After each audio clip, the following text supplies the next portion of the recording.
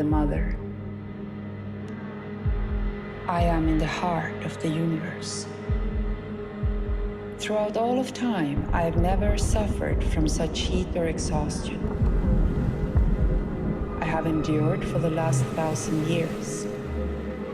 Since that time, my natural connection points, my rivers, reservoirs, and internal waterways across all continents have been obstructed and are full of pollution. I cannot cleanse or recuperate.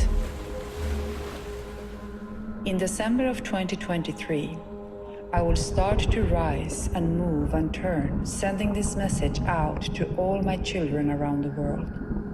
The storms, the earthquakes, the hurricanes, and the rise of the ocean will come.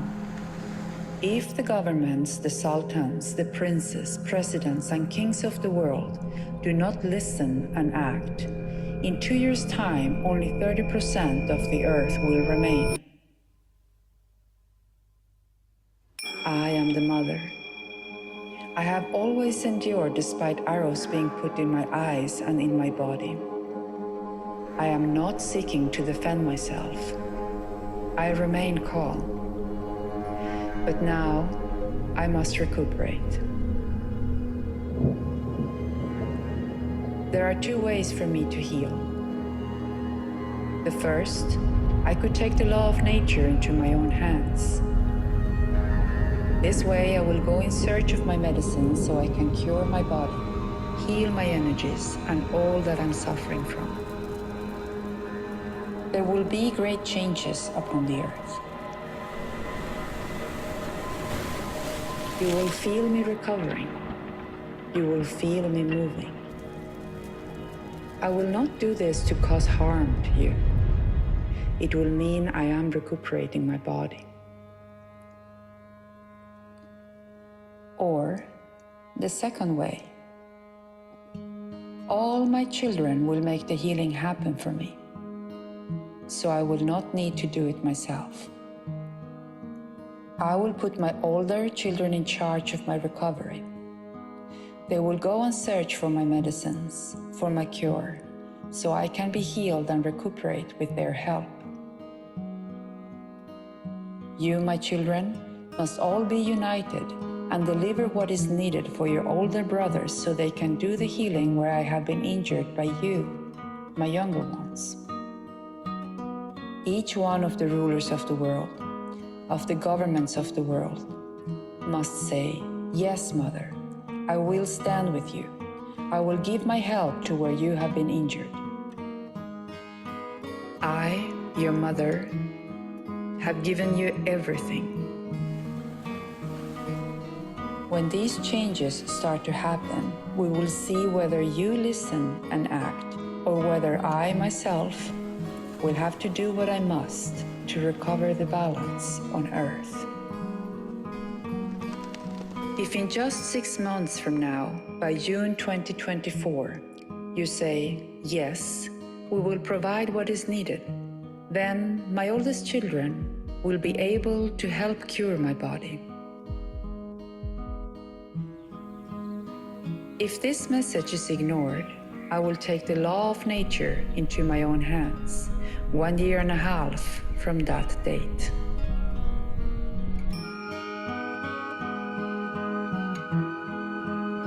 This is the message that the Mother has given, she who is in the heart of the world.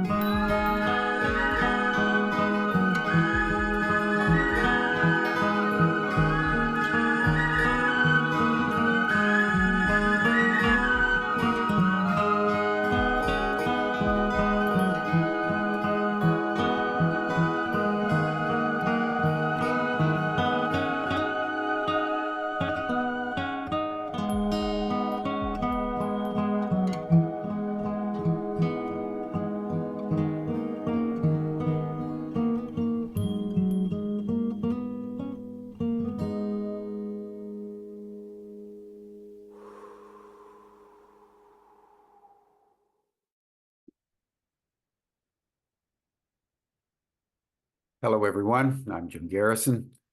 I want to welcome you to this monthly community call of the Chartres Academy as we prepare ourselves for our upcoming pilgrimage to the pyramids of Teotihuacan in Mexico on the week of the 16th of June to encompass the summer solstice referred to in the video and in the Kogi prophecy we've just borne witness to. It's a powerful thing to be in prophetic times. It's a challenging thing to be called to answer deep prophecy that is emanating out of the Mother Earth herself, particularly at a moment when it is not only prophecy that is compelling us to act, but scientific evidence about the consequences of climate change and the reality that I think all of us in our deepest intuitions understand, that humanity has run out of time. And we are now entering a moment of deep reckoning. And that's what this prophecy is about. And that's what the scientific predictions are about. And that's a fundamental reason why we're going to the pyramids of Teotihuacan on the solstice, so that we can gather with people of goodwill who will include Kogi elders and Toltec elders at that extraordinarily potent sacred site to make our offering and to commit our hearts to the Mother at this extraordinarily fragile and nuanced time.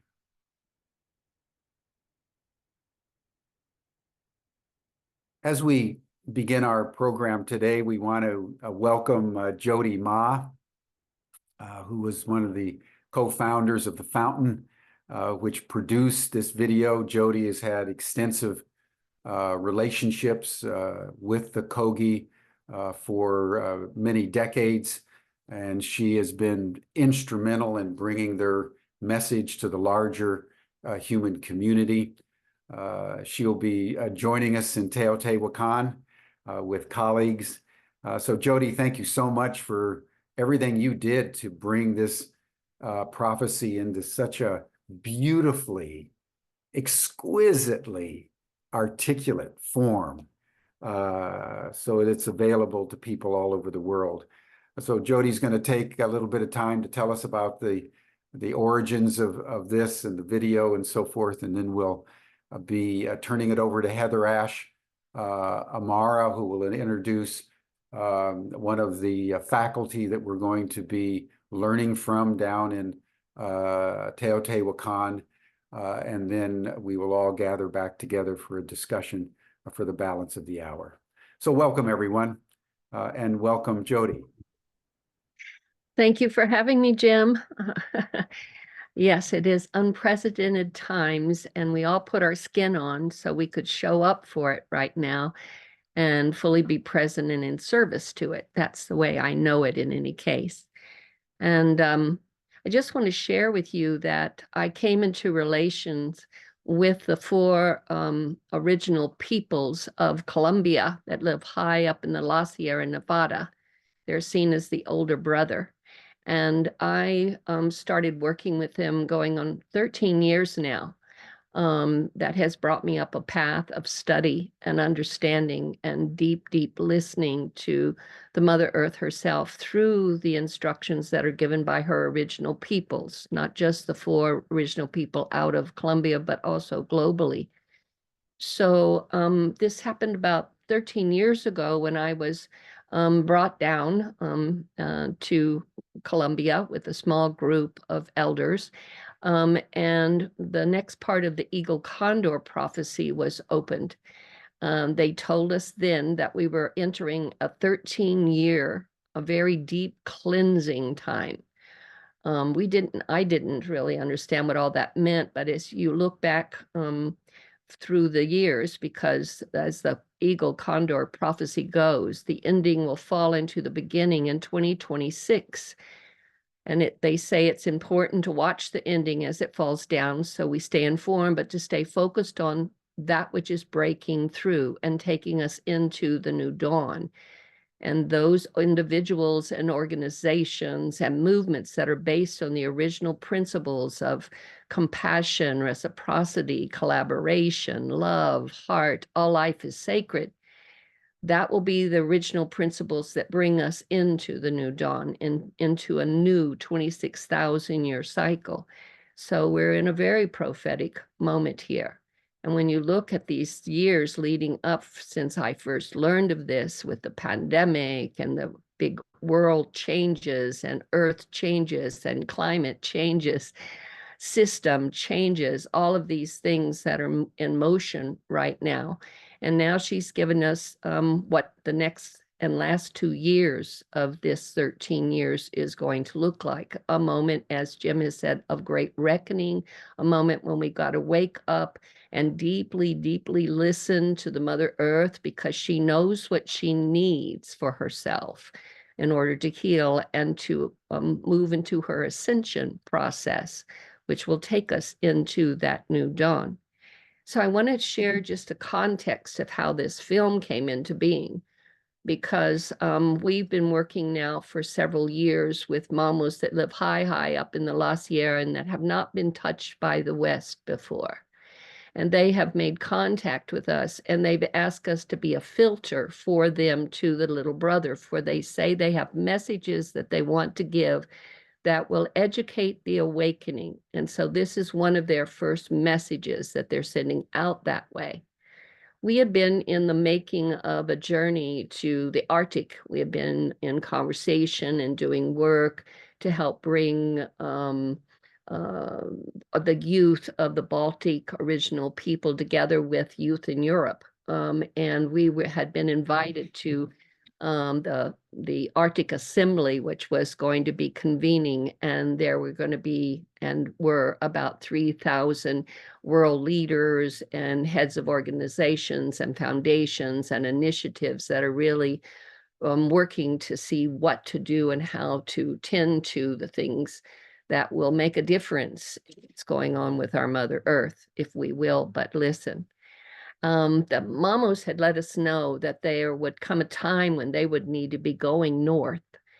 And they received a consultation from the Mother Earth that said she needed to activate 4 pillars in the 4 directions. And the first one to be opened would be in the Arctic. So we were able to raise the funds and bring them into this planning that we've been doing for almost a year. They ended up going with a small team of us from the fountain into Greenland first, where they carried the pagamentos, which they call the earth payments, to help bring the balance. And they meet in the sacred sites and speak to the spirits of those sites to see what do they need to be brought into balance.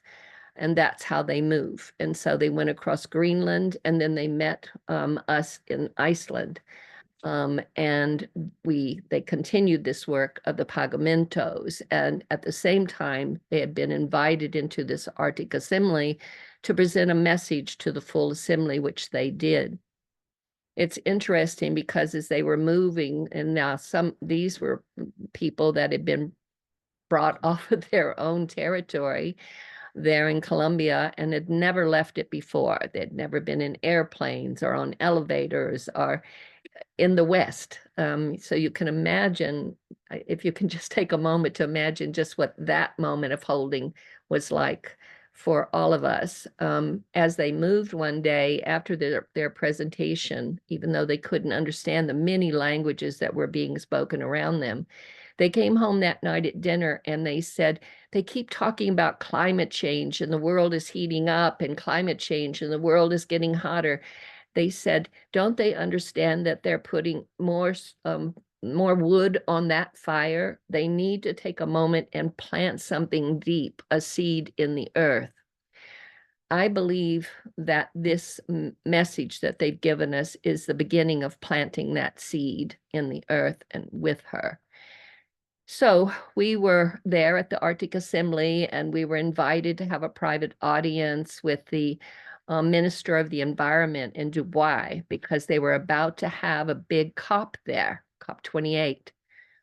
She invited the mamas to create a message that she could show there.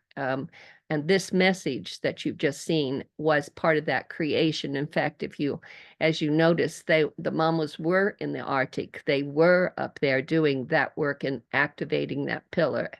So that's where we drew from some of the recent work that they had done. Now, while they were there in Iceland, they completed the pagamentos and the work that they were doing with the sacred territories and the sacred sites. And the last place they went to close things there was at the volcano.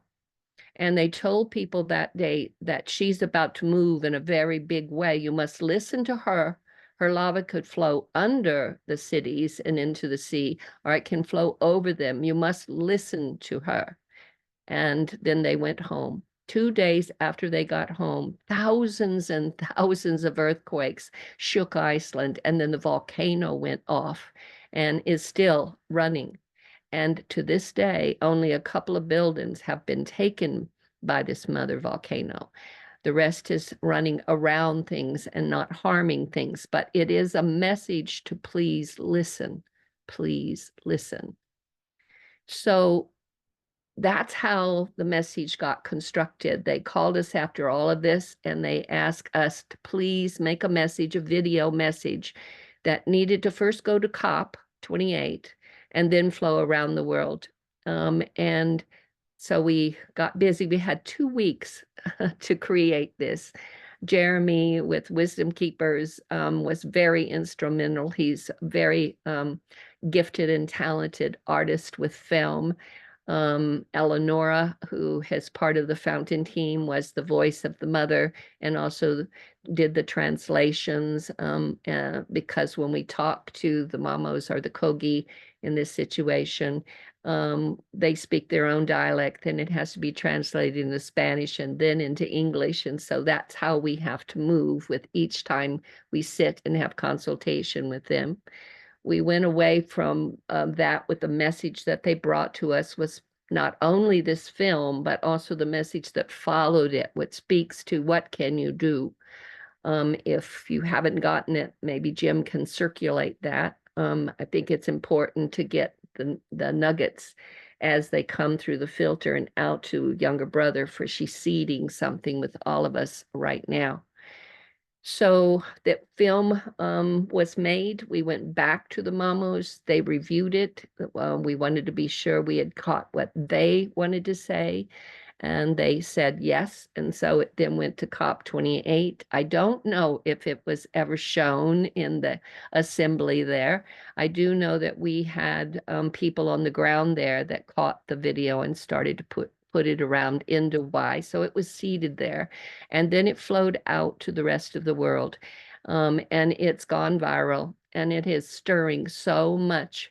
Most of the elders, or many of the elders that I know, called or connected and let me know we are all getting this same message. This time is essential. And we've been carrying these prophecies, different prophecies from different nations, with creation stories that come down these original lines to inform us and instruct us in the time that we're in now.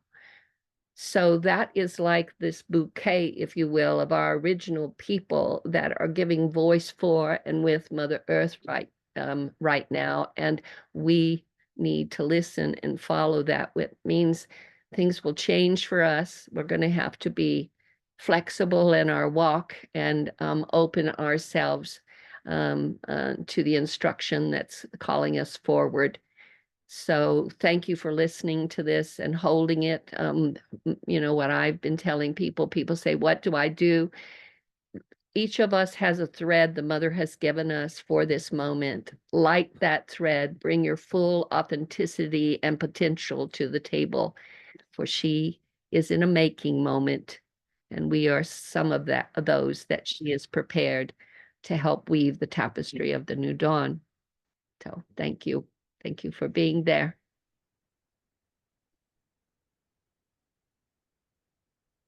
Thank you, Jody, so much. It's so profoundly true that the mother is beginning to make her moves, and we have the opportunity to be part of that in a very constructive, loving, and healing way. So I just want to acknowledge everything that you've done, and with Eleonora, and just to say, everyone, that Jody and Eleonora will both be at our pilgrimage in Teotihuacan. They've been helping us to plan how we will honor the Kogi elders who will be coming, and how we choreograph an extraordinary historical and prophetic moment on the solstice at the pyramid. It's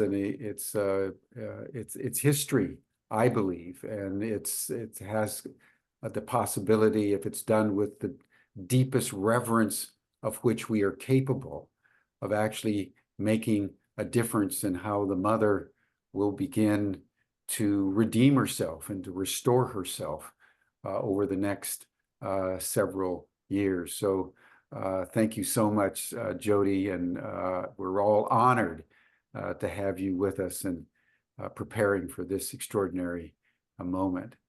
And with that, everyone, we want to now turn to what we're going to be doing in Teo. We'll be there for a week, and I want to just now welcome Heather Ashamara. You all know her very well. She's deeply steeped and trained in the Toltec tradition, and I can't hardly imagine what it's going to be like to have the quintessential Kogi prophecy and tradition mingling with the Toltec tradition on the Pyramid of the Sun on the solstice. It's going to be an extraordinary moment, everyone. And I really want to acknowledge Heather Ash. She's been going to Teo for 20, 30 years. She's as deeply immersed in Teo with her Pyramid Academy as we are in Chartres with our Chartres Academy. So this is a real blending as we approach this pilgrimage between major religious traditions, major ancient indigenous traditions in Mesoamerica, and Heather Ash is going to be one of the prime movers and choreographers for our time there as we approach. So Heather Ash, I want to welcome you and thank you. And Heather Ash will introduce Alberto, and then we'll all four of us gather for a discussion. Beautiful. Thanks so much, Jim and Jyoti. My heart is so full knowing that I'll be getting to meet you and the whole group. So I have been very blessed to apprentice with Don Miguel Ruiz, who's the author of the Four Agreements, and was the one that I first traveled to Teotihuacan with many, many years ago. I believe my first trip was in 1996, and I've been going to Teotihuacan 2 to 4 times a year since then, and part of an incredible family. I'll introduce you to Alberto in a moment. We have a really sacred home family space down there to do our work. And there's a pathway that's been being opened in Teotihuacan for 2,000 years by the Teotihuacanos, by the ones that built Teotihuacan very consciously as a university, as a place for consciousness to awaken. And when then the Aztec dancers, Mexica dancers that are down there that do tremendous work with the moon dance and with ceremony, and with Don Miguel, who first started going back to the pyramids in the 70s as they started to kind of come back up again. And over many decades has been doing big ceremony, and then trained many of us teachers to lead journeys to Teotihuacan with the understanding that the more ceremony that is done in a space, in a sacred space, the more that the place wakes up, that there's a reciprocity between the humans and the land and the sacredness. And I believe there's such an incredible, important piece that Mexico has, because Mexico is so devotional. Guadalupe is there. There's an incredible devotion to the mother, just as there is in India. There's a lot of similarities between India and the devotion in Mexico to the mother, as well as obviously in the indigenous world with the connection to Mama Earth. And so over the years, there's been this channel and this opening that's happened. And with the coming of the four grandmothers, or the three grandmothers, as I call them, that came from the rose with a flood from the pyramid of Quetzalcoatl, there's an opening into a deep relationship with the mother, and a portal deep, deep into the earth that's been opened there. And as part of the Toltec prophecy of what we call the sixth sun, there is a big change. The Toltec knew that there would be a big change at this time. And like many indigenous prophecies around the world, there's a swirling that is happening where there's a lot of places of coming together. One of the things I am so grateful about of our journey to Teotihuacan, whether you can join us physically or whether you'll be attuning your attention and your prayers to what will be happening down there, is that we are bringing our love. We're bringing our awareness, our listening, and planting seeds that, there are seeds that have been planted that are sprouting, that we're receiving the information. And I really believe all of us at this time get to listen deeply so that we can feel what's the seed for us to plant. What seed are we? And what seed are we planting into the mama at this time of our love, of our prayers, of our letting her know that we are listening deeply?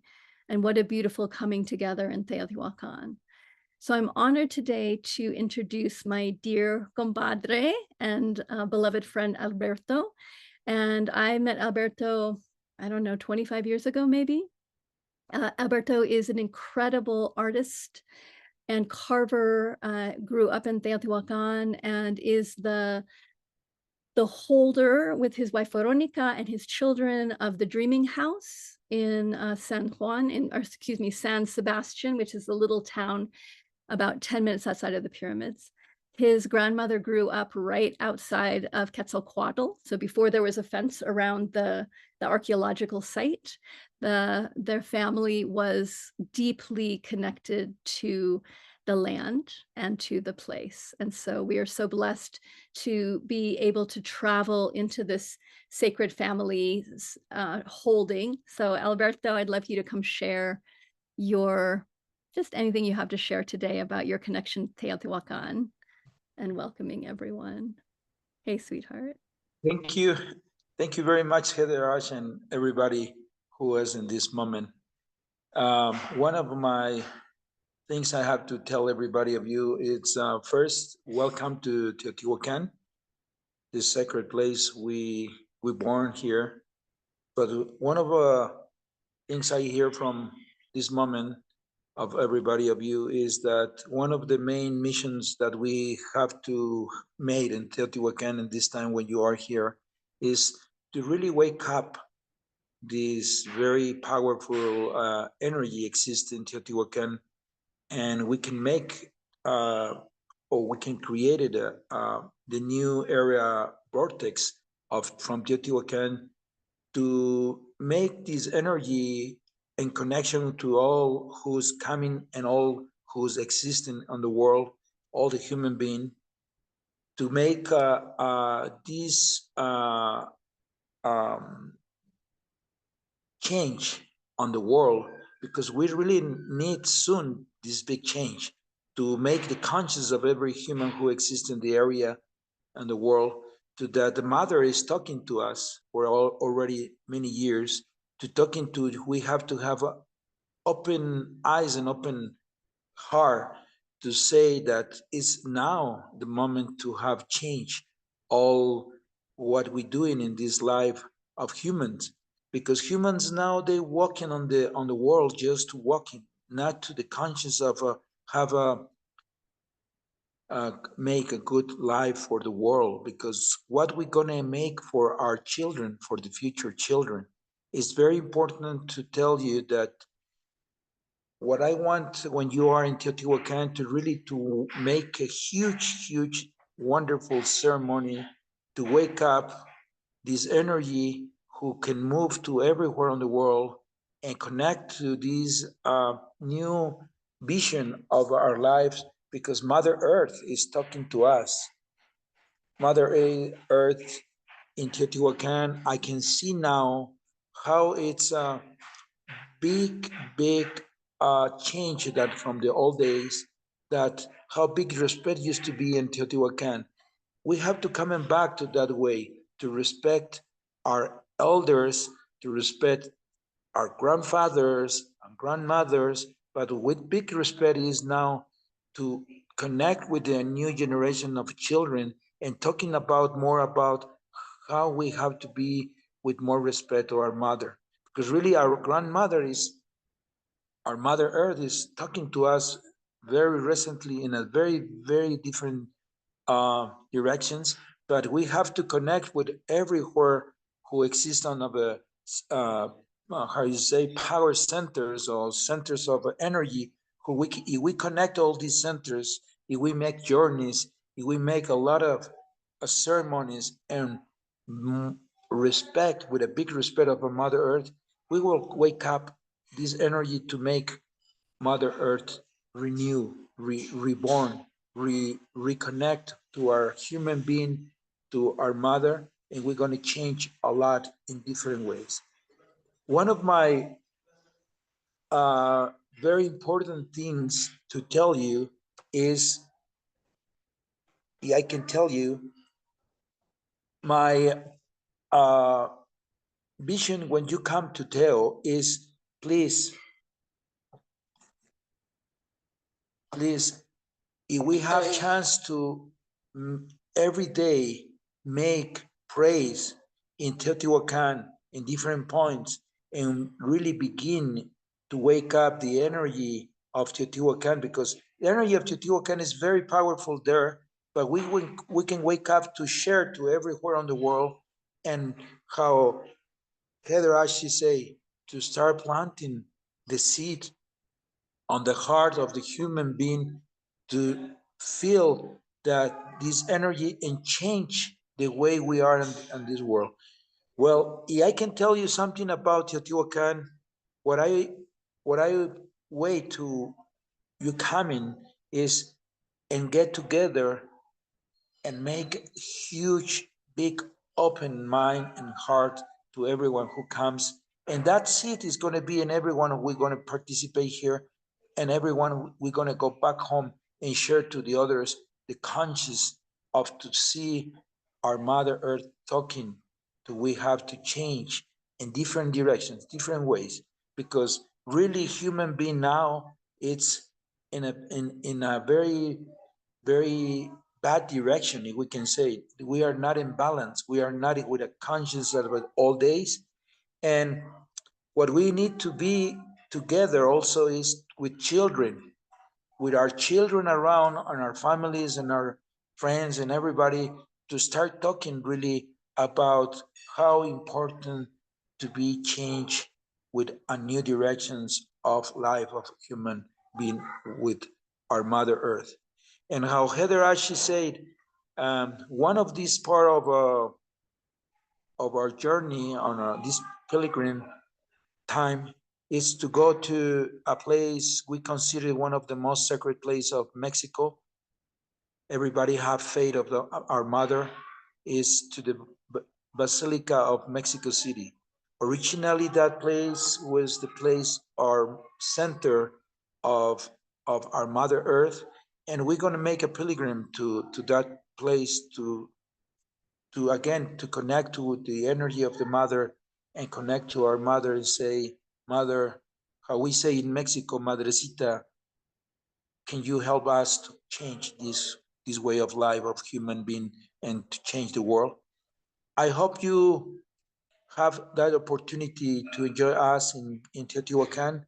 But also what I want to tell you, we have to connect again like a family, this huge change originally was existing in the old days in the world, change of community, change of life of family. With that way, we can connect it and we can begin and change this world and these things who exist in the world.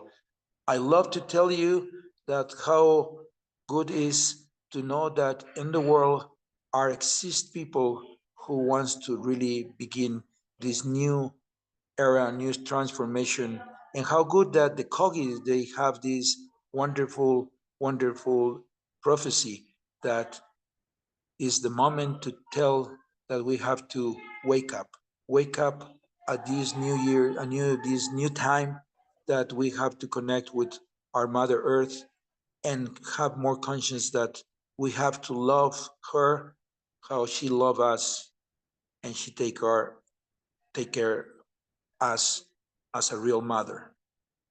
Thank you very much for this opportunity to be with all of you. Thank you so much, Alberto. So good to hear your words. And I love that Camila, the youngest Is my granddaughter, come to visit. youngest in the family.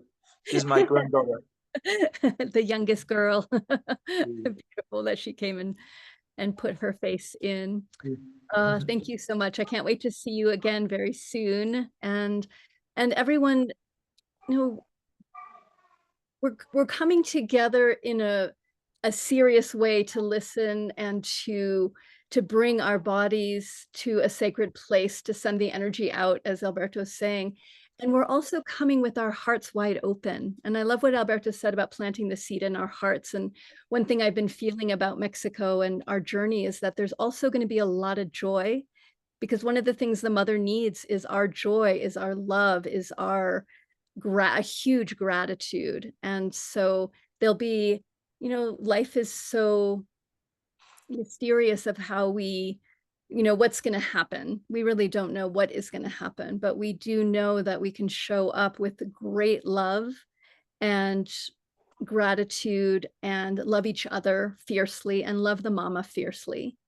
And that we show up in the mystery in that way as well, to see what Teotihuacan wants us to also create, because we're being drawn towards the heart of Theo for a reason as well.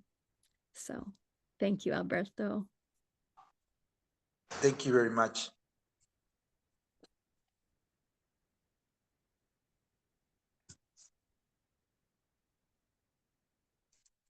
Thank you, Heather Ash. Alberto, if you could turn on your video, and Jody, I'd like to just have a little discussion between us for a few minutes. And I think what we would do to start, you know, I'm intrigued that we'll be bringing together these two different traditions, the Kogi and the Toltec, at this prophetic moment, because I think, you know, it's always synchronistic and absolutely profound in terms of how the synchronicities are playing themselves out. And so maybe beginning with you, Heather Ash, and then would love to have you comment, Jody and Alberto. How do you view the synergy between the Kogi and the Toltec at this moment? Why do you think these two great traditions are being brought together on the solstice in Tay? It feels like there's, you know, we know that the Toltec traveled all over. I just learned of a Nahuatl word here in New Mexico that is, it's called the other side of the river, Analco. And I was like, of course the Toltecs were up here. Of course the folks that spoke Nahuatl were in this area, and they actually believe they went all the way up to Michigan. There's words in Michigan that are actually Nahuatl. And so I believe that the Toltec and the Kogi probably at some point cross-pollinated long, long ago. And that tradition in South and Central Mexico of what the wisdom is arising from the land is coming through the Quieros, the Kogi, the Toltec. That wisdom has been rising of that energetic listening. And so to feel the prophecies coming back around and connecting feels very powerful and very synchronistic. And also there's such a great word that's not coming to my head right now, but that there's a flow that's bringing us together. That's the word that it feels, is that there's the underground river that is always there, that at times peaks back up again. And so there's now a nexus point that's happening. And we get to just see what wants to arise and how these two are going to play, how we're going to braid them together, how they want to be braided together. Because really, as humans, for me, we're bridges. We're here to listen, to see what wants to happen. So it's going to be very interesting. And I also know we can plan all that we want to, and we also get to see what wants to happen. Yeah. Nexus is such a good word. Yeah, exactly, Trisha. Thank you. Nexus, and then Roberta put in the word resonance. Nice. All of the above, everyone. The above. So Jody, how do you experience this extraordinary synchronicity between the Kogi and the Toltec at this moment in Teo? Well, you know, Heather, I want to agree with you, because as I was looking just to see what I would receive in response to that question, I saw sweetgrass, and sweetgrass is an herb that's burned during very holy times. And when you prepare the sweetgrass, you cut it and then you braid it. And so it feels like there are strands of this sweetgrass from the mother's own garden that she's pulling together and weaving for something holy. I also felt that sense of water, like you're talking about, because I think the instruction right now is just let go and flow. You know, just let go and flow. And our minds have to die into our hearts. In a lot of spiritual paths, they say when your heart dives into your heart, some say dies into that heart, goes to live in that heart space, then and only then are you really home. And so I think we've got to suspend our intellect. I think we have to allow our stay. The mother tells me daily, in very strong ways, that the spiritual study right now is to stay in the present moment.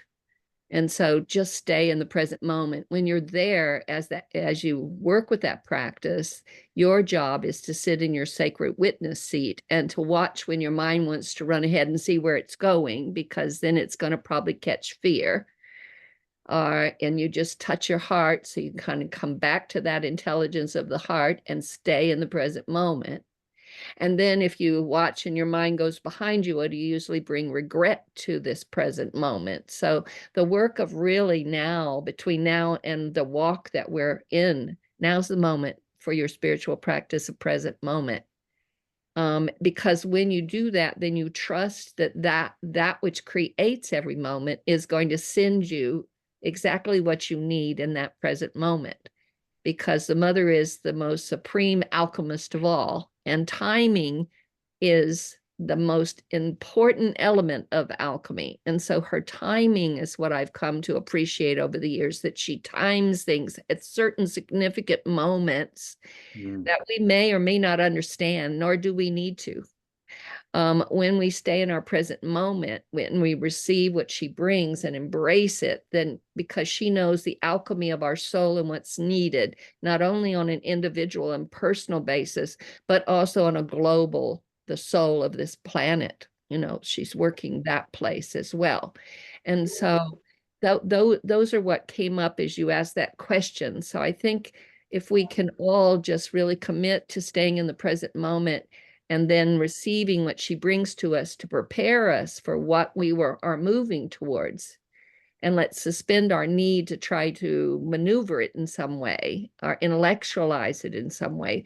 We'll allow ourselves to feel and be guided by that heart space into the next moment. And when we do that, we align with her rhythm and we follow something.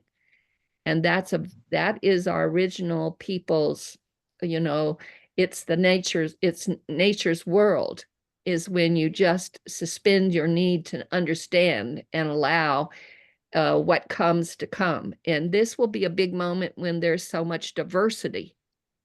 There's so many people that are being pulled into the new dawn, yet their feet are still in the Western way of doing things. And we don't even know how imprinted we've been for so long that cut us off from the nature of who we are. But now we're restoring that connection. And each of these motions and movements that the mother brings about is part of the alchemy of her ascension. And so it's like, another piece that wants to come up real quickly is like if we can really watch ourselves, not through judgment or of anything like that, but more just a witness that what we see of some of that old implanted way of being, so we can just see it and let it go and allow that fluid motion towards this very sacred moment. Then there'll be things waiting for us that we had no idea about. And the mystery will stir. But it will take a lot of humility. It will take a lot of humility for us to do that, and flexibility, because the Kogi go in and out of consultation, and a lot is happening around this planet right now, and they're holding and working that through ceremony and the work that the mother's giving them to do. And so things may shift or change. So let go of our attachments of even what's going to be here, just be in the present moment, and be in agreement that we're unified in it. So then love can reign. Beautiful. Any comment, Heather Ash? The training, so often when people will ask me, do you think it's going to get better, or do you think it's going to get worse? And my answer is always, I don't know. All I know is that we must show up with our hearts open to whatever arises, and that it's the wrong question. The question is, how can I open my heart and show up? How can I open my heart and show up? And so the level of humility that Jyoti is talking about, that place of being able to let everything go, to listen fully, rather than what our heads think should be happening, for the flow of who's in the space. This is how I always play with things of like, who's in the space? What is the land asking? And that deep coming together that can only happen when we're willing to surrender to something greater. So, yeah. Well, thank you both. We have just a little bit of time left, but I want to just get your reflections on one additional point. We often think of a pyramid, like the pyramids of Giza or the pyramids of Teotihuacan, these massive stone architectural masterpieces, and we don't even know when they were actually built or by whom. Scientists think they do, but we really don't. So the other reality that I think is equally present, that's been touched on, but I want to accentuate as we close, is that underneath Teotihuacan and also the Pyramid of Giza are underground rivers, underground tunnels. So, when you were saying, Jyoti, that really we just have to go with the flow. It's hard to picture the flow with a stone pyramid, but if you think of the pyramid as resting on a lattice work of underground rivers of pure water, you get a sense of the energetic quality that is emanating from that place. So Heather Ash, why don't you say a little bit more about that, than any comments that you would like to make, Jody, and then we'll close. Yeah, Teotihuacan was originally created as an offering and a gift to water. All the Aztecs came and renamed everything, but the actual place was full of water. It's very different than it is now, but that water is still there. And I always remind myself and people when we come is that we can learn how to dream into, like, to not just see the physical manifestation of what's there, because what we're seeing is the bones of Teotihuacan right now, that when we open our vision and open our hearts, we can see what was there before. We can start to feel and work with the flows of water that are underneath. We can tap into also the energy of the volcano, because there's volcanoes all the way around Teotihuacan. It's this incredible place of water and fire. And that the caves underneath the pyramids, under both the Pyramid of the Sun and Quetzalcoatl, are lava tubes. So there's this fire creation of making sacred space. And then there's also the river of the waters that are still there, as well as the energies that are still there. And the more that we tap into that under the ground wisdom, the more that we'll get the insights and the information of what's the best right step to do at this time. So that's beautiful. This juxtaposition of the water and the stone, the earth and the water, the two of the four elements at the solstice, which is the fire element. It's really amazing. Jody, what do you want to share with us about this relationship between earth and water? Well, the mother's elements, are in her making moment right now. And what came up as you asked that question, as Heather was speaking, was, we've got to really this is a really spiritual moment to show up for ourselves and to humble ourselves and to deeply listen and to clean our minds and clear our minds. It's a moment when what I've been doing, and as the mamos move around, and the work that I've been walking with them and watching and learning from them around and watching their consultation with the earth, is they are going to each of these sacred sites and they're restoring a balance. They're asking the spirit of that site, what do you need in order to restore that balance? And so one of the pieces that may be appearing for us as people that are walking to be healers in this moment, to be in service to this moment, is that we have to really catch ourselves, because there have been probably, as we've gone to other sacred sites, and the sites will say that people are walking on them a way that breaks the original law that they held, that need to be restored so that that sacred site can be fully open for itself again. And I think there may be some of that that's in motion right now too, that we've been called into service to, so that we can be those instruments that can allow us to listen. What is the land's original protocol? Those original people had a way of life they were given by the earth. Can we listen to them first? Can we be welcomed in by them? Because that's old protocol that's held by all the original people. Heather, I'm sure I know Alberto, I'm just saying how I've been taught and raised up through these ways. And so I think if we can be really conscious about going there, then we're going to listen to the site, and it's going to tell us what it needs to correct some of this, because people walked and just didn't even know. They didn't do it out of any kind of bad heart kind of space. We did it out of our unknowing. We didn't have that connection, many of us. We didn't have that wisdom sitting with us and raising us as kids, so now we're coming back to ourselves. And as we come back to ourselves, if we can listen and walk into this space that way, really humble, then it may shape shift on us a whole bunch of things we We don't know yet, you know. But the mystery is stirring, and I think this is some of the teaching that will bring us forward as we stay and practice this present moment. Do you agree, Heather? Am I touching on things that you and Alberto maybe before we close?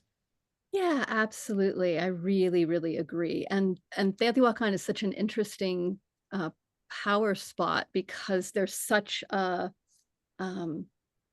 the old wisdom that's there, and many indigenous people that have come and done ceremony, continued in ceremony, and then there's a lot of tourism and unconsciousness that's on top of it.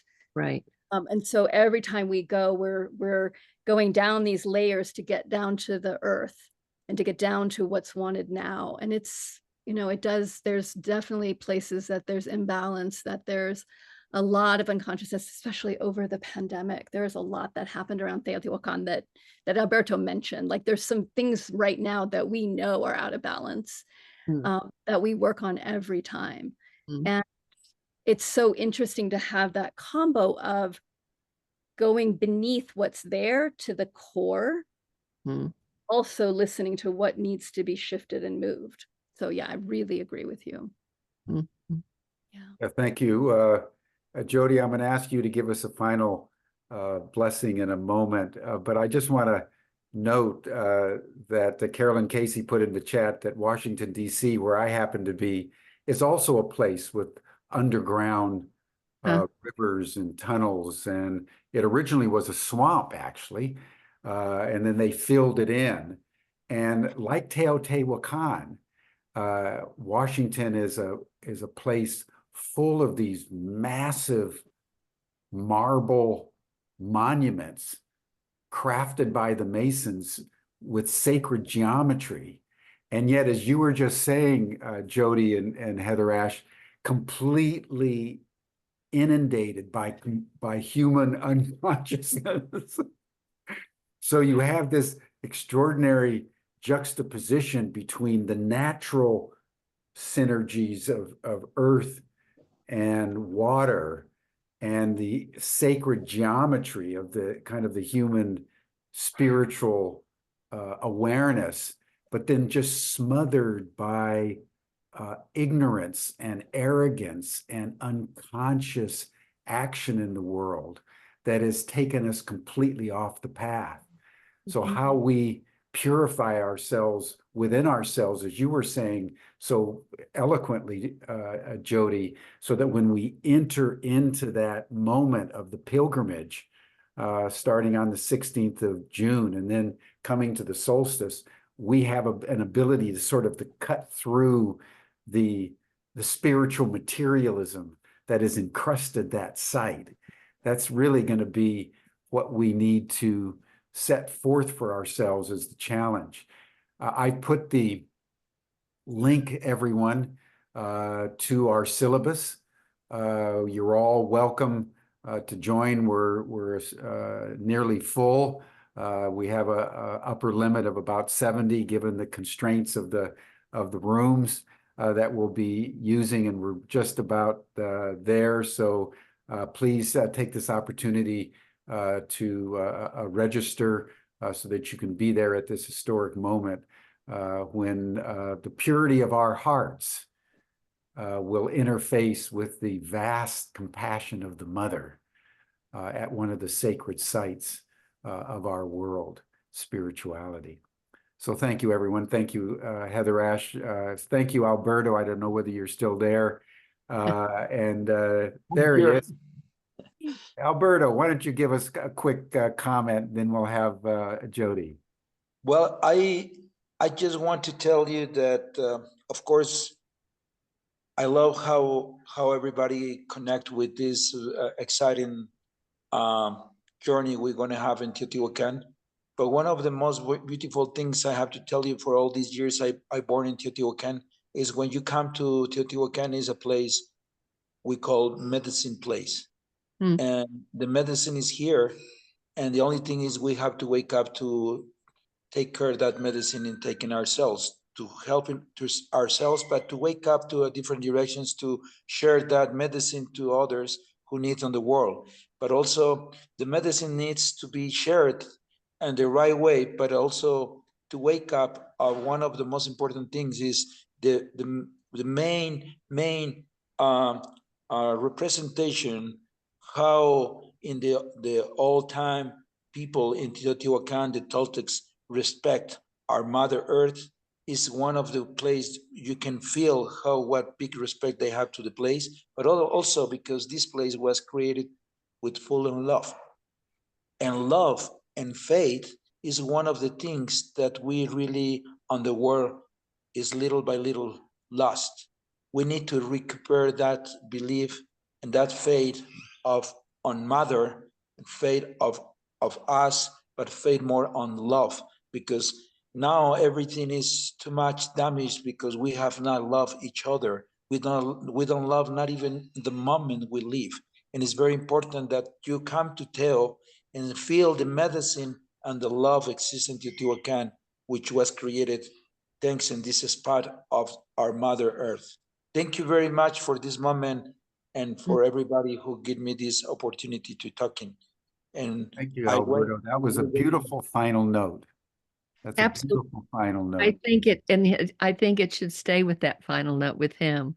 I think that was the blessing. that was a blessing for sure. Thank you so much, to a close, everyone. Thank you so much, Jody and Heather Ash and Alberto, and all of you who joined us today. We hope we see all of you in Teotihuacan for the solstice at this historic prophetic moment. Thank you all. Bye for now. See you next month. Thank you very much. Bye-bye. Thank you. Blessings.